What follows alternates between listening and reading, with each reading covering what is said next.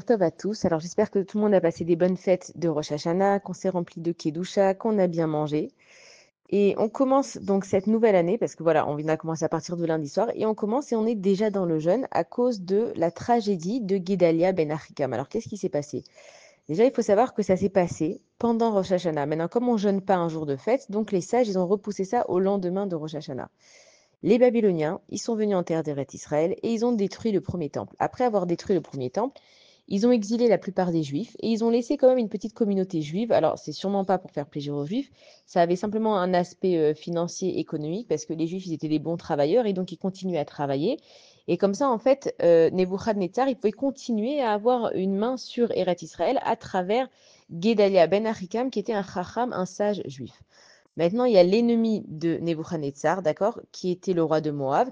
Il voulait pas que Nebuchadnezzar ait de plus en plus de terres, et donc lui, il est allé voir un autre juif qui s'appelle Ishmael ben Netanya, et il a convaincu d'aller tuer Guédalia ben Achikam. Et la tragédie, en fait, c'est pas que c'est Nebuchadnezzar qui a des ennemis avec le roi de Moab, c'est qu'un juif, il s'est laissé convaincre d'aller tuer un autre juif, et donc il est allé, et il est allé assassiner Guédalia ben Achikam. Donc on parle de la destruction après le premier temple. Et donc, une fois que Guédéla Ben Achikam il a été tué, c'était la fin de la domination juive en Eretz Israël. Ça veut dire que les Juifs, ils savaient qu'il n'y avait plus le temple, ils savaient qu'ils avaient été exilés, ils savaient qu'il n'y avait plus le Beth Amikdash, mais quand même, ils avaient un espoir parce qu'ils se sont dit, bon, on a quand même une petite partie qui est restée en Eretz Israël et on va pouvoir se refaire et on va pouvoir peut-être avoir une puissance économique. Ils avaient en fait un espoir de rester dans la terre d'Eretz Israël. Et après cet assassinat donc de Guédalia, les Juifs, ils ont compris que ça y est, c'est fini. En terre d'Eretz Israël, il n'y avait plus aucune domination juive et à peine une présence juive. Après, les Juifs, ils ont complètement été exilés. Et c'est une tragédie parce que le fait qu'un autre Juif se soit laissé convaincre d'aller faire mal à un autre Juif, c'est une tragédie pour nous, le peuple juif. Alors, on en a entendu des cours et des cours sur la haine gratuite et comment il ne faut pas se laisser aller à la haine gratuite. Et on comprend en fait que l'ennemi vient de l'intérieur.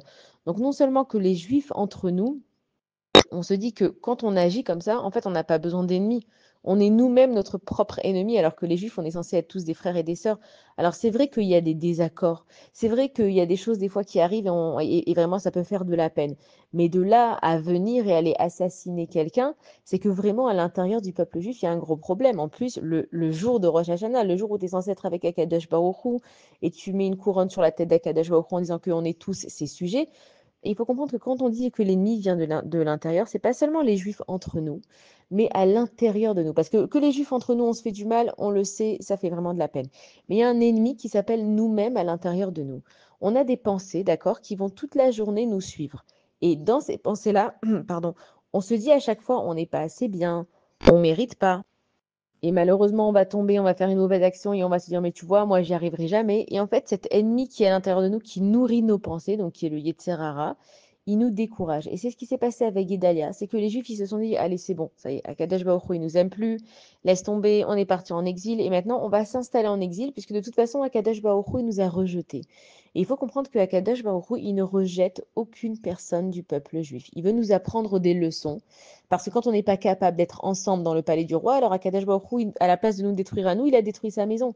Il a dit, mes enfants, si vous ne comprenez pas pourquoi est-ce que moi je suis votre Dieu et que je vous donne des cadeaux et que je vous donne une belle terre et que tout ce que vous avez, que ce soit votre puissance économique, votre puissance militaire, votre santé, peu importe ce que vous avez, si vous ne comprenez pas que tout ce que vous avez, c'est pour vous aider les uns les autres et que vous êtes devenus terribles au point que chacun est devenu égoïste, chacun il s'est renfermé, chacun il s'est cru mieux que l'autre, alors Akadash Baruch Hu, il a dit, je vais vous renvoyer de ma maison, vous allez faire un tour dans le monde, et quand vous en aurez marre des malheurs, évidemment que vous allez revenir vers moi parce que vous allez voir que finalement, la meilleure place où être, c'est à côté d'Akadash Baruch Hu. Et donc les Juifs, à ce moment-là, ils se sont dit, Akadash Baruch Hu, il nous a abandonnés. Hachem, il veut plus de nous, on est parti en exil, on n'a plus de domination sur la terre d'Eretz Israël, et on est dominé par les autres peuples. Et le Juif, il est parti à ce moment-là, il a commencé son fameux exil du Juif. Ce qui veut nous dire Akadosh Baruch Hu, parce que tout est géré par Akadosh Baruch Hu, même le fait que ce soit un juif qui a eu la permission du ciel de tuer un autre juif, c'est que Akadosh Baruch Hu, il veut, surtout après Rosh Hashanah, qu'on commence vraiment à réfléchir à nos actions. On peut dans la vie ne pas toujours faire les choses bien, mais ça ne veut pas dire que Akadosh Baruch Hu, il t'abandonne. Et combien de personnes, à travers leurs épreuves qu'elles ont eues, et c'est vrai que des fois, il y a des épreuves de la vie qui font vraiment très très mal. Qu'est-ce qu'on se dit? Bon, allez, Hachem, il m'aime plus, ça y est, il m'a abandonné, je vais faire ma vie tout seul. Mais si tu comprenais que le fait que même tu te dis, je vais aller faire ma vie tout seul, que tu as des pensées dans ta tête, que tu as ton corps qui va te transporter vers un autre endroit, C'est parce que Akadosh Baruch Hu, là-haut, il t'a donné la permission de s'éloigner de lui. Ça veut dire que Hachem, il est à l'intérieur de toi, il laisse le temps à chaque juif de faire son retour vers Akadosh Baruch Hu. Et là, on est dans les Aseret Yemei Teshuvah, c'est 10 jours où on doit revenir vers Akadosh Baruch Hu. Maintenant, pourquoi on doit? Et si j'ai pas envie de faire Teshuvah, Kadesh Baruch Hu, il est en train de se dire, mon fils, ma fille, toi, tu fais ce que tu veux. Mais ne viens pas dire que moi, je t'ai abandonné. Si toi, tu as décidé de penser dans ta tête que je t'ai abandonné, c'est une chose, mais c'est toi qui as choisi d'interpréter justement les événements comme ça. Tu aurais pu te dire, c'est une catastrophe, le fait qu'on est nourri des sentiments de haine, des sentiments de jalousie, on en soit arrivé à se tuer les uns les autres, alors il faut se corriger. Ou alors tu peux voir la chose d'une autre façon et dire, Akadosh Baruch Hu nous a abandonnés, ça y est, on est en exil. Donc en fait, la situation, elle arrive et c'est toi qui vas donner l'interprétation selon ce que tu as envie de faire. Et on voit que dans nos vies, on peut vivre les mêmes situations. Et il y en a un qui va le vivre avec Akadosh Baruch Hu, et il y en a un qui va dire, ouais, de toute façon, moi, Dieu, il m'a oublié. Il faut comprendre que Akadosh Baruch Hu, c'est lui qui a créé ce monde. Il a créé ce monde pour qu'on s'entende les uns avec les autres, qu'on dévoile le nom d'Akadosh Baruch Hu à travers nos différents métiers, à travers nos différentes paroles, avec ce qu'on fait, mais que si on s'éloigne d'Akadosh Baruch Hu, c'est pas qu'il nous oublie, mais c'est que le retour, il va être plus difficile. Donc, une personne qui se sent éloignée d'Akadosh Baruch Hu, il faut vraiment qu'elle se pose la question, comment ça se fait que je suis arrivée tellement loin? Comment ça se fait que dans ma tête, j'arrive à penser que Hachem, il m'a oublié, que Hachem, il m'a abandonné, que Hachem, il s'occupe pas de moi? Qu'est-ce qui s'est passé dans ma vie? Quelle épreuve a fait que je me suis dit à ce moment-là, bon, bah, Akadosh Baruch Hu, il m'a abandonné. Et c'est ça la tragédie du peuple juif, de croire que Hachem, il nous a envoyés en exil, ok, mais c'est juste pour qu'on comprenne la vie. Comme nous, avec nos enfants, on sait qu'à un moment donné, ils vont devoir partir de la maison. Alors quoi, ça veut dire que les parents, ils les ont oubliés. Les parents, ils vont laisser les enfants s'assumer aussi. Alors ça veut dire que les parents, ça y est, ils s'en foutent des enfants. C'est à nous de comprendre que Akadosh Baruch Hu, il veut qu'on grandisse et il veut qu'on comprenne les choses. Si un enfant, on le gâte, on lui donne tout ce qu'il veut, dès qu'il fait une crise, il a ce qu'il veut, est-ce qu'il va comprendre un jour dans la vie que ses parents, eux, ils ont travaillé pour avoir ce qu'ils ont? S'il a tout gratuitement, il va jamais apprécier, il va jamais savoir dire merci, il va pas avoir de respect. Et c'est exactement ce qui s'est passé quand le temple il a été détruit. C'est qu'on s'est habitué à avoir beaucoup trop de biens, et c'est ce qui s'est passé quand on est sorti d'Égypte. Akadosh Baruch Hu, il nous fait les 10 plaies, des miracles, mais incommensurables. On sort d'Égypte. Quand on était dans le désert, on avait la manne. C'était quelque chose qui se digérait entièrement, qui avait le goût de ce qu'on voulait, qui était beau d'apparence.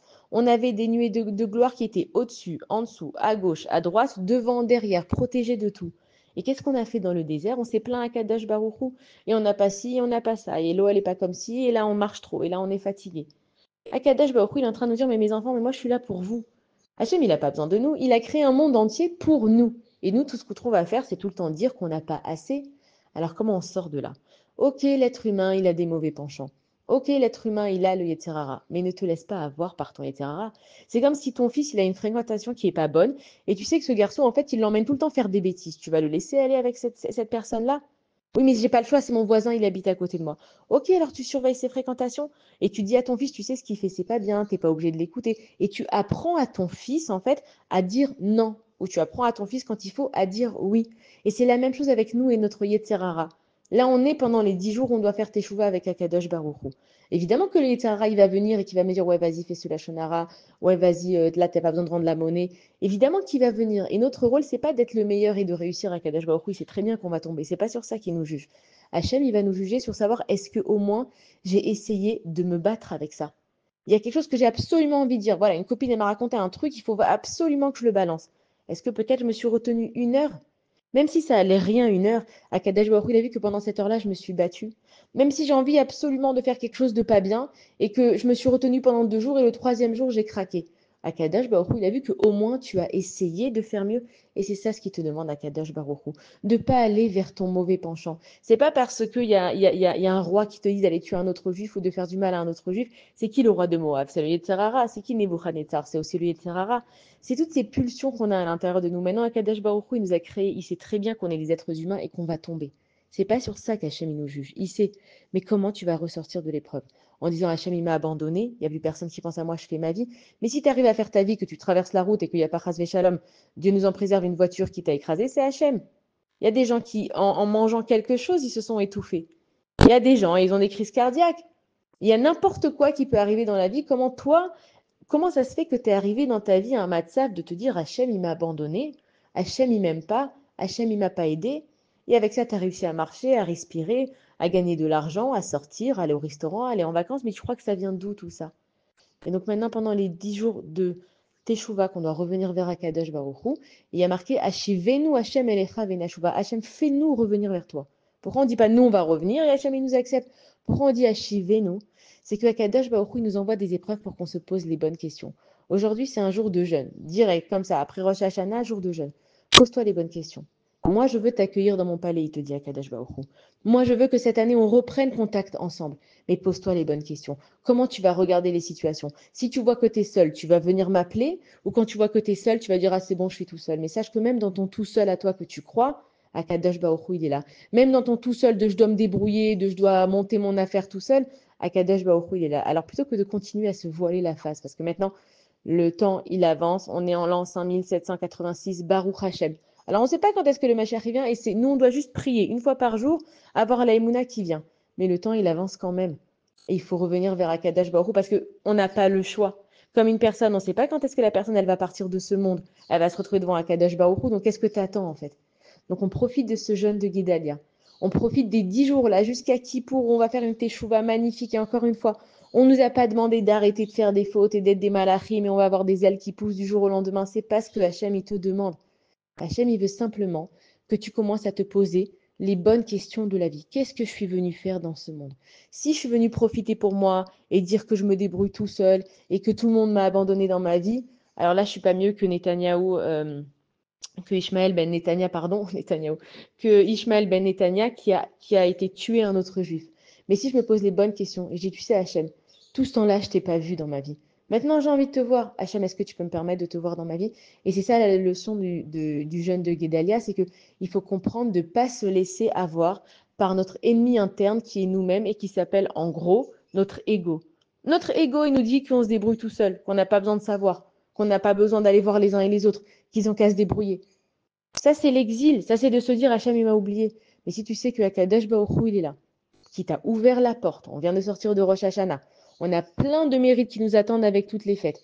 Il suffit juste de voir la vie de l'autre côté et de dire ok Hachem, on est parti trop loin, maintenant on veut revenir. Hashivenu Hachem Elecha, Hachem il te fera revenir.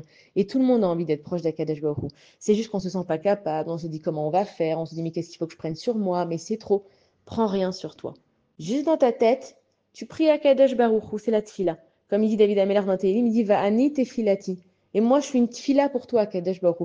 Et c'est la seule chose que tu peux faire. Toi, tu ne peux pas gérer ce qui se passe dans ce monde. C'est Dieu qui gère les choses. Toi, tu peux prier. Hachem, je suis allé trop loin. Je vois que mon Yetzirara, il a trop grandi. J'ai trop de pulsions, j'ai trop de haine, j'ai trop de jalousie, j'ai trop de rancœur, j'ai trop de rancune, peu importe ce que chacun il a. À Kadesh Baruch Hu, tu peux m'ouvrir la porte, je veux revenir.